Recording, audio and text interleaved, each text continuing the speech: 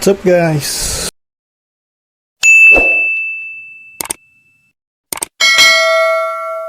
It's me Blackjack and welcome back sa aking YouTube channel. At kung bago pa lang kayo sa aking YouTube channel, huwag niyong kalimutan na i-click ang aking subscribe button. Sama niyo na aking bell notification para maging updated kayo sa mga videos na i-upload ko pa. Alright, so yun guys, meron tayong experiment. So ito yung, kung nakikita nyo, dito yung aking clutch lining na JNM na nakaribanding. So ito, yan, makikita nyo. So ito, yung video na to, yung meron tayong itatry kasi nasira na kasi yung ano nito, yung pinagkakabitan ng spring. Ito, nakikita nyo, ito, tsaka to. So may ginawa akong experiment. Nilagyan ko siya ng parang metal epoxy. So tatry ko lang muna siya kung gagana. So saka ako napapakita kung ano yung ginamit kong epoxy na product kapag okay siya. So far, kung titingnan ko naman siya, mukha namang matibay, pero malalaman natin kapag naikabit na natin. Alright, so yun, abangan nyo na lang yun. Alright, saka na lang. So ito na nga yung continuation ng video. So nangyari, wala, hindi effective yung nilagay natin na metal epoxy. Kumbaga natanggal din siya. So yan, natanggal. Kaya ginawa ko, tinanggal ko, kumbaga hindi ko pa siya nakakabit pala. So parang ginawa ko, tinest ko lang yung durability niya. Kumbaga parang nilagyan ko ng spring, ganyan. Lalagay ko pala yung spring pero natatanggal na kagad siya. So wala, hindi effective. So yung nangyari, ayan, tinanggal ko na ng tuluyan. At tawag dito, nilinis ko na siya ulit. So nag-iisip ako ng another way. Actually, sinubukan ko na rin ng tawag dito, parang yung natutunaw na aluminum para dumikit dyan, pero wala, hindi pa rin siya dumikit kasi medyo makapal-kapal din to eh. So ito yung ginamit ko na sinasabi ko na metal epoxy, nakita ko sa Shopee. Yung nga lang, hindi effective. Hindi siya, tumitigas din naman siya. Pwede rin naman to sa mga pantapal na mga mga tawag dito, faucet lang, pero dito hindi. Metal epoxy siya pero hindi siya gumana dito. So yung naisip ko paraan is meron ako naisip ulit kasi ang goal lang naman natin is para hindi maluwag siya, kasi kapag wait lang, pakita natin kapag nakakabit siya. Ayan. Ito, kinabit ko yung mga spring ulit. Ito 1,500 yung spring na to, kaya dapat sobrang tigas lang. Kaya lang, syempre dahil maluwag na siya, yun ang nangyari. Ayan, baga nag-i-engage agad siya dito rin, ayan, saka dito, ayan. So halos lahat maluwag na siya. So yung pinaka goal lang naman natin is hindi siya maganyan, kasi yan din ang mga reason kung bakit nagko-cost ng dragging. Kumbaga maagang hindi pa tayo nagta-throttle, naka-neutral pa lang tayo. Hindi pa tayo nagsisilinyadores. Nag-i-engage na kagad ito. Ayan, halos tatlo yan. Lalo na to, sobrang laki. Kaya yung sikip niya is wala. Kumbaga ito, 1 na yan, 1.5 na yan. Dapat sobrang sikip na, tsaka mas maiksi. So may nakita ako na ginagawa is nilalagyan ng alambre, ito, dito or dito. Pero yung naisip ko, ito, pakita ko sa inyo. So ito yung nakikita ko. Ayan, ito, try lang natin to, another experiment ulit. Plastic part o yung ng tawag dito, ng ball pen. Pag hindi gumana to, is yung pinaka last option ko is yung ito, yung bibili tayo ng parang tube na copper. So ito yon. So ito, try muna natin to kung okay, kung hihigpit siya. So iyan muna natin, ilagay muna natin. So yan, nagputol na tayo ng 3 piraso na galing dito sa ballpen.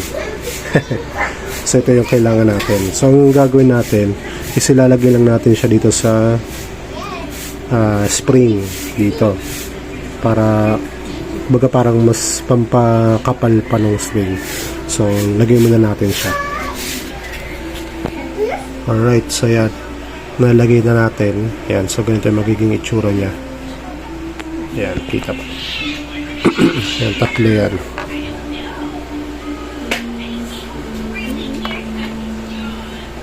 Yeah, gamit natin yung plastic part na sa ballpen. So kung hindi maging effective to, is yung try natin yung tawag dito, yung copper tube na ganito rin ka nipis, at yung ilalagay natin dito. Pero ito,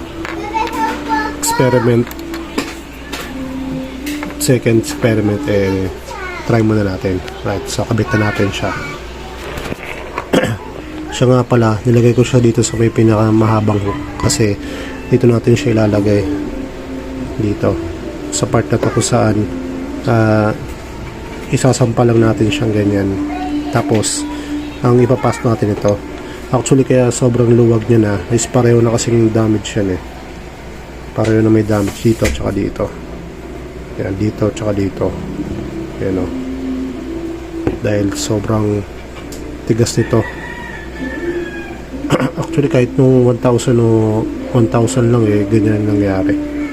Kaya yan, pasok na natin. So yan, nailagay na natin siya, at ito yung naging itsura niya. Ayan, nakikita nyo yung test yung tingnan natin kung naano pa natin. Wait lang. Alright, so yan, check natin. Tayo mag-focus ayan, check natin kung aangat pa siya. Ayan, medyo matigas na, unlike nung una, di ba?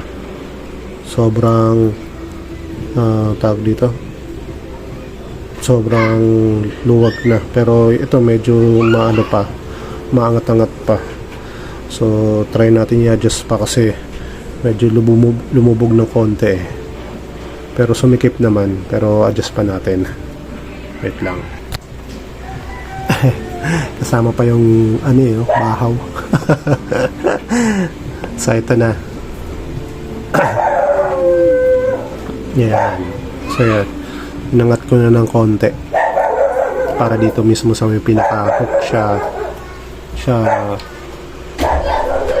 ingay ng aso dito. Yan, sa pinaka mismo hook.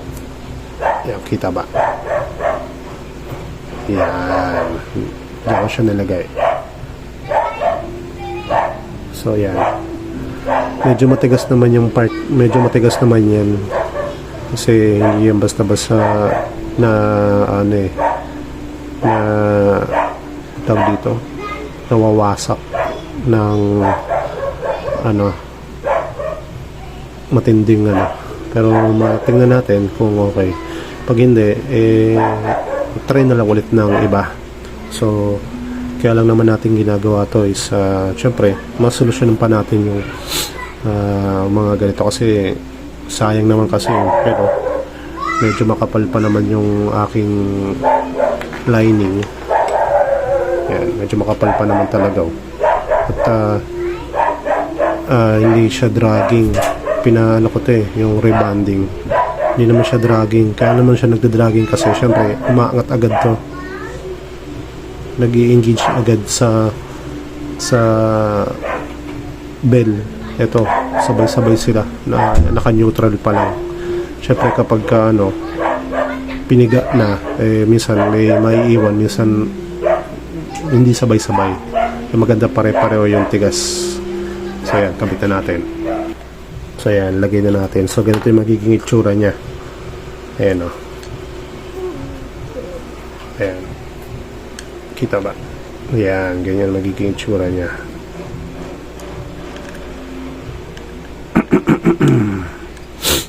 Ayan. Kakalang siya din sa pinaka ano. Tapos yan. Tapos pag nilagay na natin to. Ayan. Ramdam ko ngayon yung ano, tigas na lumalaban yung ating spring. Ayan. Oops. Natin ng konti. Simpan natin ng konti. Kaangat eh. Ayan. Pailalim.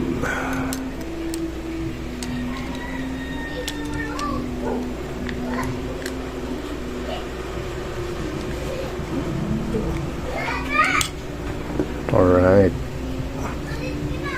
Ay, medyo angat pala ng konti. Tama na pala yung kanina pero yan na natin. Tamang pukpok lang yan.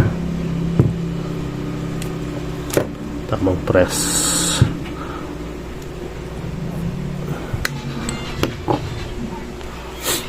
Alright, so yun mga paps. Nakabit na natin. Ayan na siya. So yan, sakto. Lahat. So yung durability, tatry na lang natin. Kabit siya sa mga susunod na araw. At bibigyan ko kayo ng result kung ano nangyari. Kung nawasak ba kagad dito. Yung mga parang plastic part.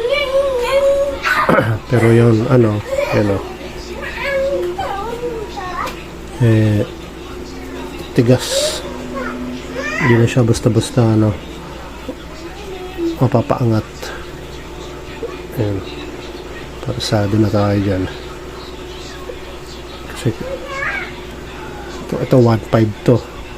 Tapos, yung haba, maiksi. Maiksi lang siya. Pero, o nga, no? Hindi ko nasukat ito pala. Try pala natin yung ibang size. Wait lang. Kala ko tapos na eh. Yun tayo eh. Hanap tayo ng iba pang ganito. So, yan. May nakita tayo mas maiksi. Ito 1,000. Ito kasi 1,500. Para yung NSL naman to. Ayan, NSL 1.5. Tapos, hindi pala ito NSL. Ito lang pala. Ito 1,000. 1,200. Ayan, pero yung iksi ayan o. Kita niya. Mas maiksi ito. So, ito yung try natin. So, mas sigurado ko mas lalong sisikip. Alright. So, yan. Change spring tayo. From 1.5 to 1.2. Ayan. Mas maiiksi dun sa natin nauna. Ayan. Tingnan ko pare-pareho ng sukat. Ayan. Kasi ito mahaba siya. Kaya medyo may konting luwag pa pero ito. Ayan. Ayan. Kita nyo na may difference. Oh. Diba? Yung haba.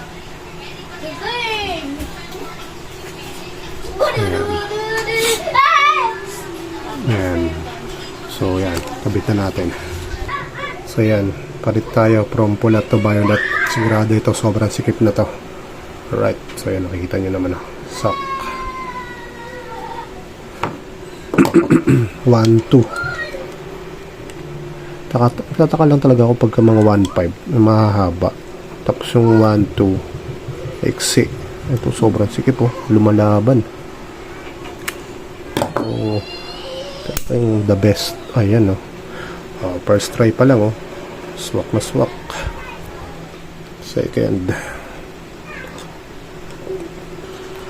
Alright, so ito na talaga guys. Final na yan. Mas kumuha tayo ng mas maiksing spring 1, 2. Ayan, okay naman na yan. At yung tigas, ayan, sobrang tigas. Parang balik na, parang walang nangyari. Ayan, tigas. Oh, shit. Sorry. Ayan, tigas talaga. Gigigil na nga ako yung mukha ko. Umingiwi. Alright, so ayan. Ito na. Balik na lang natin yung backplate niya. So ayan, ito lang yung ginamit ko na pyesa sa papatigas. Ayan, ito yung ball pen. So dahil dito magagamit natin ng matagal pa yung ating clutch lining. So ito yung peraso na to. Ayan. Ayan. Matigas naman yung part na yan at hindi basta-basta. Na-try ko na rin tong yung tawag dito, yung friction test sa pamagitan ng syempre ng mga bata tayo. Hinangat-ngat natin to. At sa totoo lang, napakatagal bago natin maputol sa pamagitan ng ngipin. Pero naniniwala naman ako dun sa loob naman nun yung friction na magagawa nun hindi naman ganun. Lang tawag dito, ito yung pagbuka-buka nito,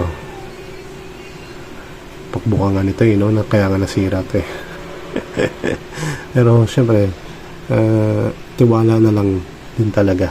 Alright, so pagka hopefully sana tumagal to. Pag hindi, bibili tayo ng copper tube na mas matibay. Pero ito, tingin ko naman tatagal siya kasi matigas talaga to tigas na parang goma na plastic part. Yung sa friction tagal. Alright, so test na lang natin. Yan. Ito na siya. So yan, nakabit na natin at check na lang kung tumatama yung spring sa backplate. So nakikita nyo naman hindi naman at nakaka-apekto rin kasi yan sa pag bukan ng spring, pero hindi naman gabuhok lang na tawag dito, dikit niya. Ayan hindi siya tumatama. Ayan, gabuhok lang kasi naranasan ko na yan na tumatama yan at napipigilan yung pagbuka. So yan tigas Ayan. Like nung una talagang bukang-buka yan. So yan. So yan na. Okay na. Kakabit na lang natin siya. Tatry natin yung kanyang kung hindi na siya magdadragging. Ayan. So yun yung aking solusyon sa lumuluwag na tainga. Luluwag din naman niya pagkatagalan, pero syempre kahit pa paano matagal pa naman yun at magagamit natin ng gusto. Ito ating rebanding na clutch lining. So yun lang. So kung okay, kung gusto nyo gayahin, okay lang yung idea na yun, pero syempre tatry pa rin natin to. Bigyan ko kayo ng update kapag nasubukan na natin. Alright, so hanggang dito na lang. Always remember, ride safe. Peace out.